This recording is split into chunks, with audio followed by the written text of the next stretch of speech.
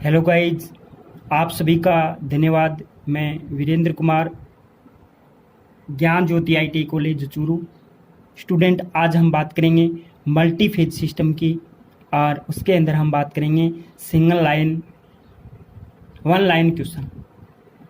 तो आप देखिएगा, ये टॉपिक आपके लिए बहुत ही महत्वपूर्ण है। हम ज़्यादा टाइम वेस्ट नहीं करते हुए क्वेश्चनों पे चलते हैं। आज का हमारा इस सीरीज का पहला क्वेश्चन होगा टू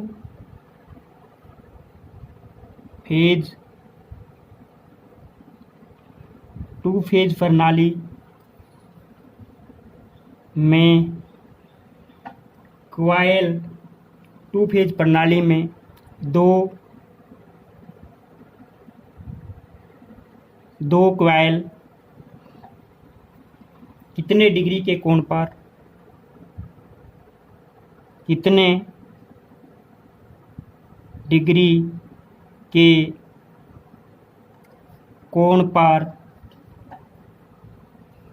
स्थापित की जाती हैं, कितने डिग्री के कोण पर स्थापित की जाती हैं।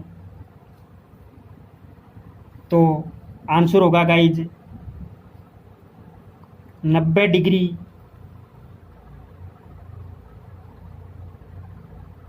कालांतर पर।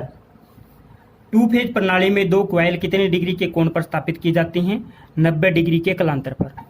ओके गाइज, हमारा इस सीरीज का नेक्स्ट क्वेश्चन होगा दो फेज प्रणाली में लाइन वोल्टेज का मान होता है। हम टू फेज की बात कर रहे हैं, न कि थ्री फेज की।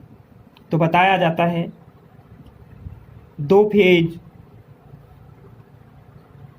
प्रणाली टू फेज सिस्टम, दो फेज प्रणाली में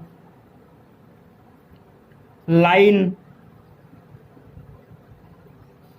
वोल्टेज का मान होता है कितना होता है दो फेज प्रणाली में लाइन वोल्टेज का मान? तो गाइज वो होता है √2। कितना होता है? √2 into phase voltage. √2 into phase voltage. अगर फेज वोल्टेज हमारी 230 है तो हम उसको √2 से गुणा करेंगे तो हमारा टू फेज प्रणाली का लाइन वोल्टेज आ जाएगा। ओके गाइज, हमारा अगला और नेक्स्ट क्वेश्चन है थ्री फेज प्रणाली में क्वाइल कितने डिग्री के अंतर पर रखी जाती हैं? थ्री फेज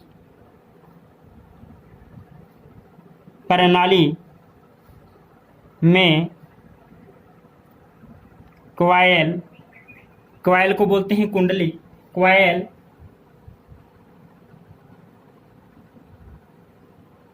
कितने डिग्री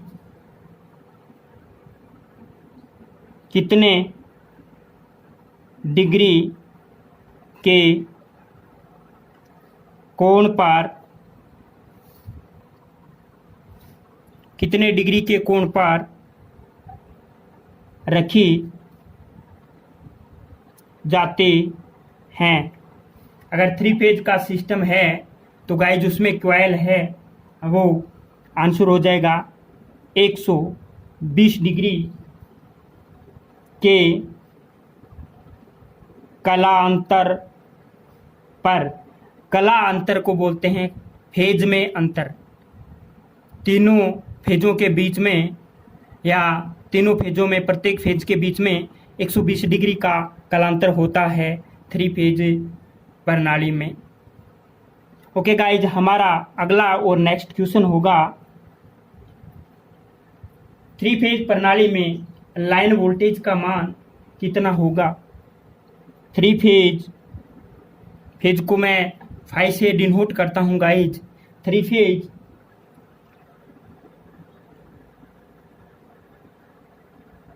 प्रणाली में, थ्री फेज प्रणाली में लाइन वोल्टेज का मान,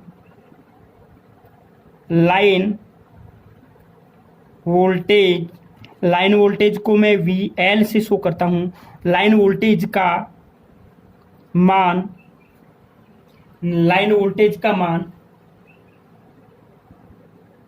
कितना होगा? स्टूडेंट, ये जो क्वेश्चन है ये थ्री फेज का है। थ्री फेज प्रणाली में लाइन वोल्टेज का मान कितना होगा? तो गाइज वो होगा हमारा √3 गुना फेज वोल्टेज। कितना होगा? √3 गुना फेज वोल्टेज। और इसको मैं ये भी लिख सकता हूं,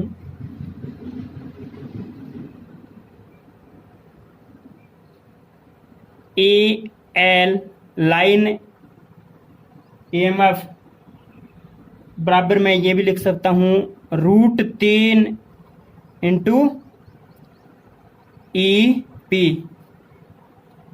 ये EMF है, EMF विद्युत वाहक बल, वही वोल्टेज होता है। आप कंफ्यूज में नहीं रहे, आप ये भी लिख सकते हैं VL बराबर √3 VP। फेज वोल्टेज √3 गुना phase voltage, okay. P phase, V voltage, phase voltage √3 गुना, ये होता है लाइन वोल्टेज का मान होता है। ओके गाइज, हमारा अगला और नेक्स्ट क्वेश्चन होगा सिंगल फेज पावर में शक्ति का सूत्र होता है, यानी single phase power SYSTEM, single phase power system में शक्ति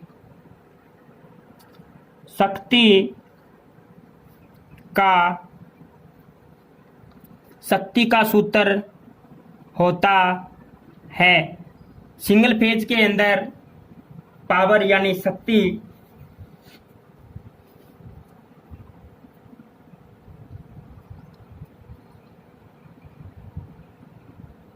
ज्ञात करने का सूत्र क्या होता है? तो गाइज, अगर सिंगल फेज है तो सिंगल फेज पावर बराबर VI इंटू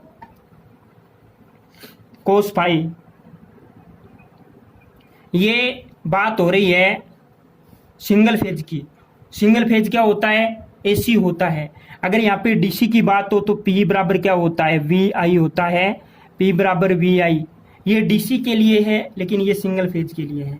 हमारा आंसर ऑप्शन नंबर ये सही होगा, P बराबर VI कोस फाई, नहीं कि P बराबर VI। ये DC की बात हो रही है। हमारा अगला और नेक्स्ट क्वेश्चन होगा थ्री फेज प्रणाली में शक्ति का कुल मान होगा। थ्री फेज प्रणाली में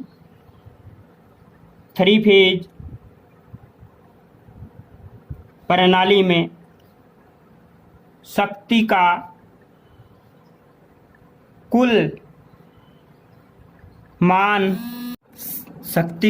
कुल मान यानी PT, टोटल पावर बराबर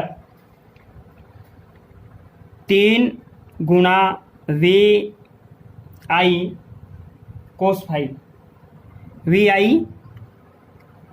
फाई। सिंगल फेज के अंदर पावर ज्ञात करने का सूत्र है P बराबर V इंटू I गुना कोस फाई, यानी VI कोस फाई। तो VI कोस फाई को 3 से गुणा करते हैं तो वो थ्री फेज की कुल शक्ति निकल जाती है। हम एक फेज की शक्ति ज्ञात करके 3 से गुणा करके कुल शक्ति का मान ज्ञात कर सकते हैं। तो हमारा इस क्वेश्चन का आंसर ये हो जाएगा। हमारा अगला और नेक्स्ट क्वेश्चन है 7 नंबर। स्टार संयोजन में फेज करंट तथा लाइन करंट में क्या संबंध होता है? स्टार संयोजन में लाइन करंट व फेज करंट में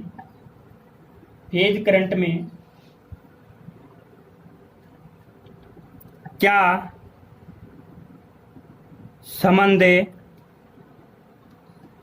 संबंध होता है। तो गाइस इसमें हमें संबंध दर्शाना है स्टार संयोजन में लाइन करंट और फेज करंट के बीच में। तो स्टार संयोजन के अंदर लाइन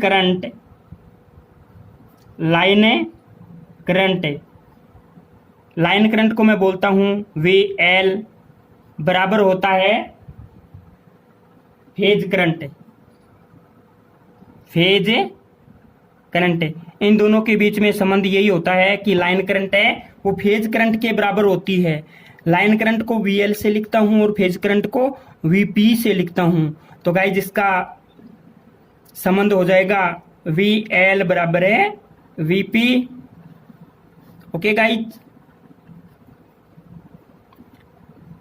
कौन से संयोजन में? स्टार संयोजन में। तो हमारा अगला और नेक्स्ट क्वेश्चन है स्टार संयोजन में लाइन वोल्टेज तथा फेज वोल्टेज में क्या संबंध होता है। स्टार संयोजन में फेज वोल्टेज व लाइन वोल्टेज में क्या संबंध होता है। क्या संबंध होता है? तो गाइस इसका आंसर हो जाएगा लाइन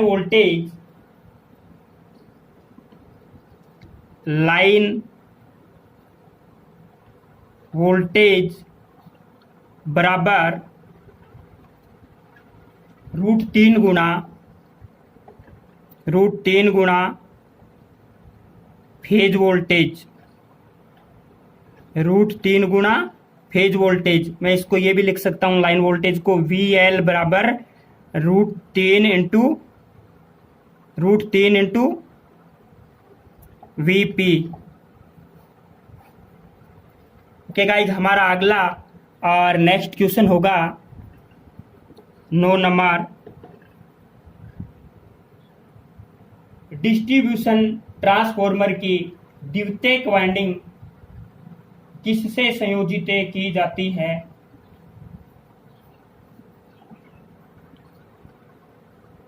डिस्ट्रीब्यूशन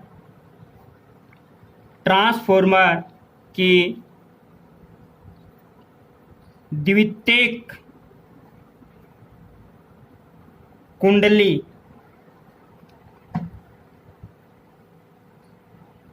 या वाइंडिंग किसमें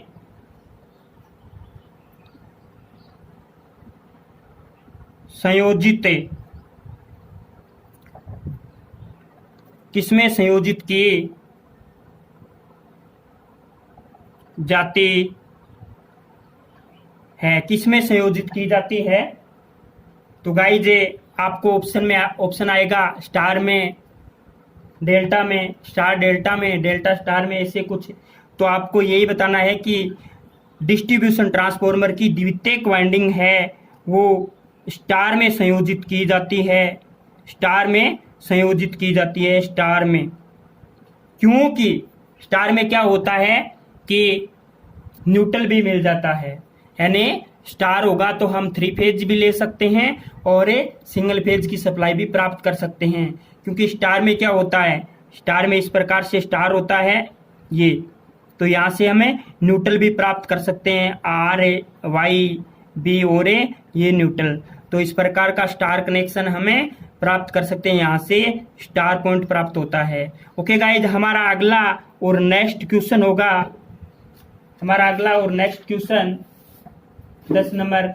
डेल्टा संयोजन में लाइन व हम बात करेंगे अभी डेल्टा की। तो डेल्टा संयोजन में लाइन व फेज वोल्टेज लाइन व फेज वोल्टेज में क्या क्या संबंध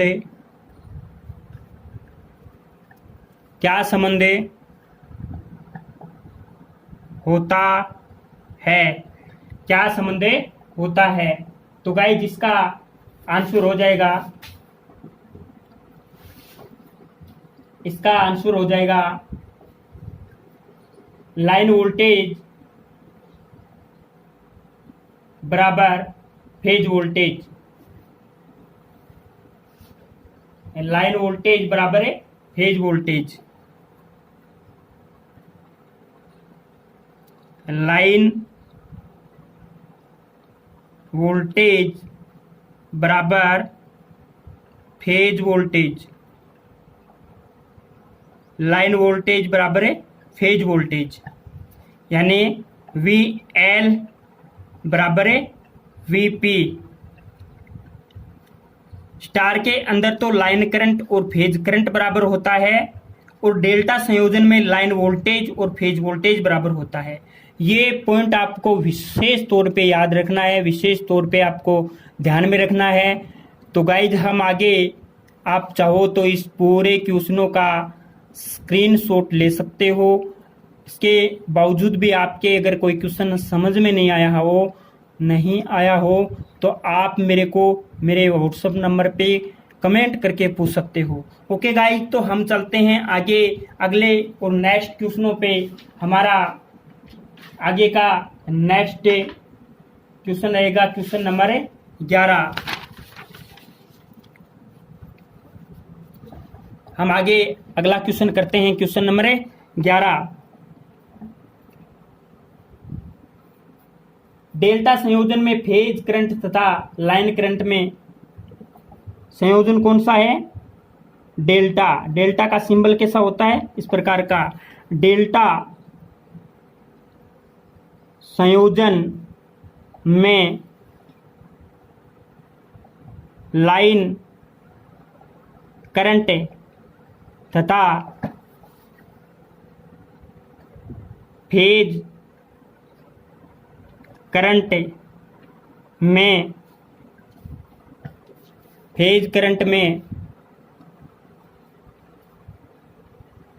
क्या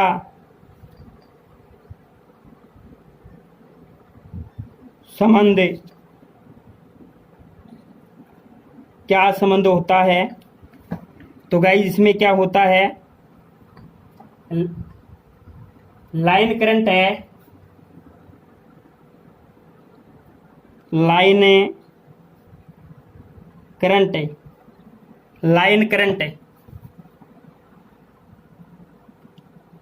लाइन करंट है वो रूट 3 गुणा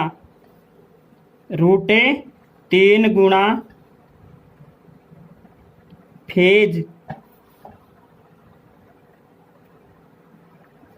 रूट 3 गुणा फेज करंट होता है। लाइन करंट को लिखता हूं मैं आई एल बराबर root 3 into I P. Okay guys, हमारा अगला और नेक्स्ट क्वेश्चन होगा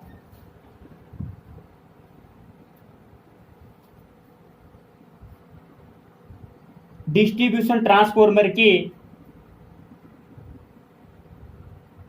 प्राथमिक वाइंडिंग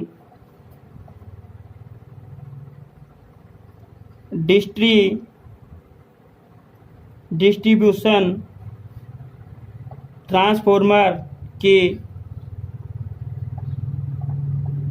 प्राथमिक वाइंडिंग संयोजित की जाती है। यहाँ पे बात हो रही है प्राथमिक की। डिस्ट्रीब्यूशन ट्रांसफॉर्मर की प्राथमिक वाइंडिंग संयोजित की जाती है किसमें? डेल्टा में। हम क्या पढ़ रहे हैं भैया? डेल्टा संयोजन ही तो पढ़ रहे हैं। डेल्टा संयोजन में लाइन वोल्टेज और फेज वोल्टेज के बीच में संबंध को जाना, लाइन करंट और फेज करंट के बीच में संबंध को जाना डेल्टा में। तो डिस्ट्रीब्यूशन ट्रांसफॉर्मर की प्राथमिक वाइंडिंग है वो डेल्टा में संयोजित होती है। ओके गाइज, हमारा अगला और नेक्स्ट क्वेश्चन होगा स्टार संयोजन तथा डेल्टा संयोजन में किसमें ब्रेक डाउन होने की संभावना कम होती है? स्टार संयोजन तथा डेल्टा संयोजन में अगला क्वेश्चन है स्टार संयोजन तथा डेल्टा संयोजन में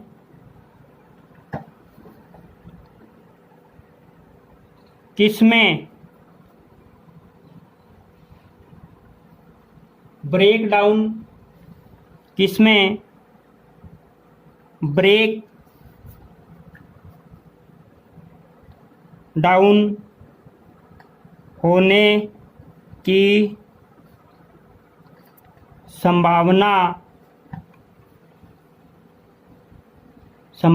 कम होती है? तो गाइस इसका आंसर होगा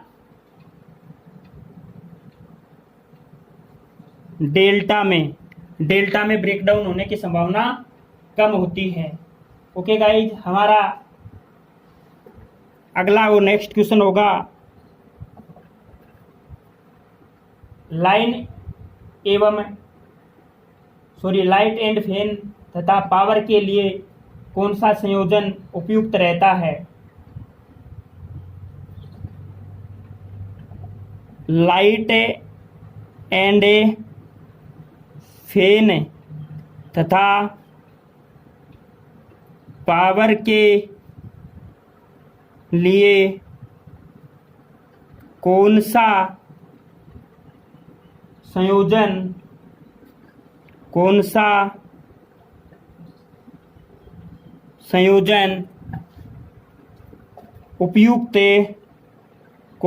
संयोजन उपयुक्त रहता है? कौन सा संयोजन उपयुक्त रहता है? तो गाइज हमारा इस क्वेश्चन का आंसर हो जाएगा स्टार संयोजन।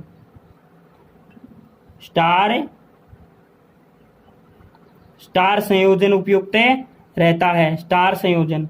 हमारा अगला और नेक्स्ट क्वेश्चन है स्टार तथा डेल्टा संयोजन में पावर की गणना की जाती है। स्टार तथा डेल्टा कनेक्शन कैसा भी हो, डेल्टा तथा स्टार संयोजन में पावर की गणना की जाती है। पावर की गणना की जाती है P बराबर root 3 V L I L cos phi. P power होता है रूट 3, इसका मान फिक्स होता है। VL लाइन वोल्टेज होता है, IL लाइन करंट होता है और कोस फाई पावर फैक्टर होता है। ओके गाइज, तो P बराबर root 3 VL IL cos phi से डेल्टा हो चाहे स्टार हो उसकी पावर ज्ञात कर सकते हैं। ओके गाइज, हमारा अगला और नेक्स्ट क्वेश्चन होगा 16 नंबर। 3 फेज परिपथ में शक्ति की गणना करने का सूत्र है। 3 फेज परिपथ में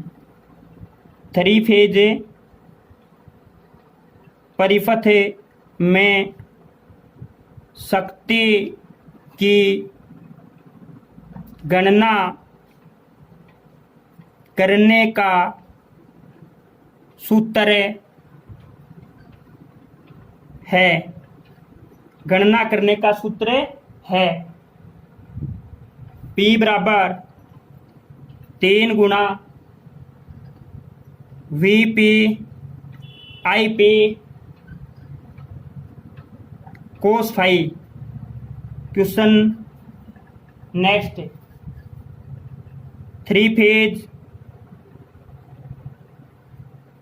सिस्टम में पावर फैक्टर की गणना की जाती है। 3 फेज सिस्टम में पावर फैक्टर की गणना की जाती है। पावर फैक्टर को मैं कोस फाई से डिनोट करता हूं। कोस फाई बराबर P होता है पावर, P/√3 गुणा VL/IL। इसे पावर फैक्टर ज्ञात कर सकते हैं।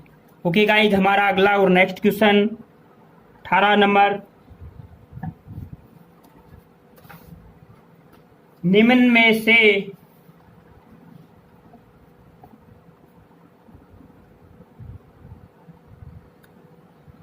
कौन सी शक्ति को वाटफुल पावर कहते हैं?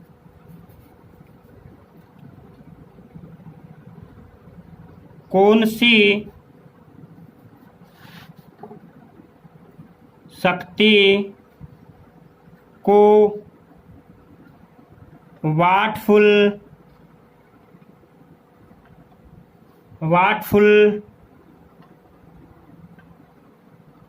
पावरें कहते हैं? वाटफुल पावरें कहते हैं। तो गाइस इसका आंसर होगा वास्तविक शक्ति। शक्ति 3 प्रकार की होती है, वास्तविक शक्ति, आभासी शक्ति और अवास्तविक शक्ति। तो वास्तविक शक्ति को बोलते हैं वाटफुल पावर। कौन सी शक्ति को वाटफुल पावर कहते हैं? वास्तविक शक्ति को। वास्तविक शक्ति को बोलते हैं एक्टिव पावर। एक्टिव है POWER, एक्टिव पावर। और आभासी को वास्तविक शक्ति को बोलते हैं एक्टिव पावर। अवास्तविक शक्ति को बोलते हैं रिएक्टिव पावर और आभासी शक्ति को बोलते हैं अपेरेंट पावर। ओके गाइज, हमारा अगला और नेक्स्ट क्वेश्चन होगा, कौन सी शक्ति वाटलेस पावर कहलाती है? कौन सी शक्ति वाटलेस, बहुत महत्वपूर्ण क्वेश्चन है गाइज ये। कौन सी शक्ति वाटफुल पावर कहलाती है? कौन सी शक्ति वाटलेस पावर कहलाती है? तो प्रतिघाती शक्ति, जिसको अवास्तविक शक्ति भी बोलते हैं, प्रतिघाती शक्ति है, उसको वाटलेस शक्ति भी कहते हैं। प्रतिघाती शक्ति, प्रतिघाती शक्ति होती है रिएक्टिव पावर। या तो आपको ऑप्शन इंग्लिश में मिलेगा या हिंदी इंग्लिश दोनों में मिलेगा। तो प्रतिघाती शक्ति को बोलते हैं रिएक्टिव पावर, रिएक्टिव पावर को बोलते हैं वाटलेस पावर और एक्टिव पावर को बोलते हैं वाटफुल पावर। ओके गाइज, हमारा इस सीरीज का अगला नेक्स्ट और लास्ट क्वेश्चन होगा, अल्टरनेटर तथा ट्रांसफॉर्मर की शक्ति क्षमता किसमें व्यक्त की जाती है? दोनों की एक साथ ही, दोनों क्वेश्चन एक साथ ही आ रहे हैं।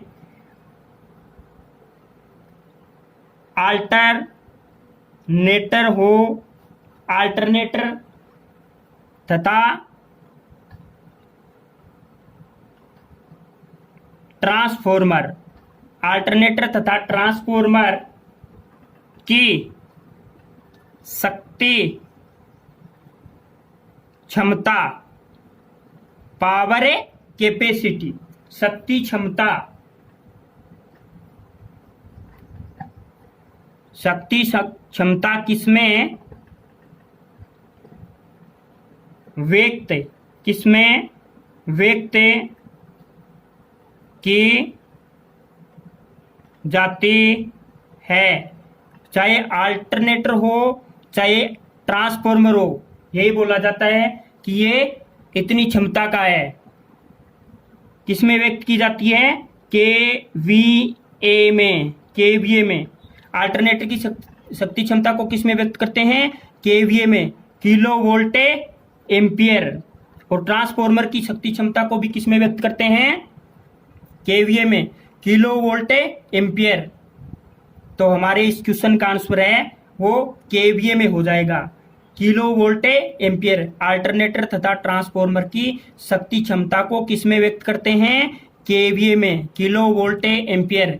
आपको कोई पूछा जाएगा कि भैया ये ट्रांसफॉर्मर कितनी क्षमता का है, तो आप बोलोगे कि ये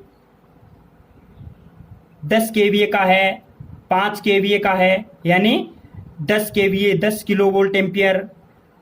ऐसे ही पूछेगा ये ट्रांसफॉर्मर, तो यही आपको ऐसे ही पूछा जाएगा कि ये कितनी क्षमता का है, 5 केवीए यानी 5 किलो वोल्ट एम्पियर। तो गाइज इसकी कैपेसिटी, पावर कैपेसिटी या शक्ति क्षमता को केवीए में व्यक्त की जाती है। ओके गाइज, आज के लिए इतना ही। थैंक्स, यूं ही बने रहे हमारे इस यूट्यूब चैनल के साथ। इसी के साथ मैं आपका सभी का धन्यवाद व्यक्त करता हूं। इसी के साथ आपका अपना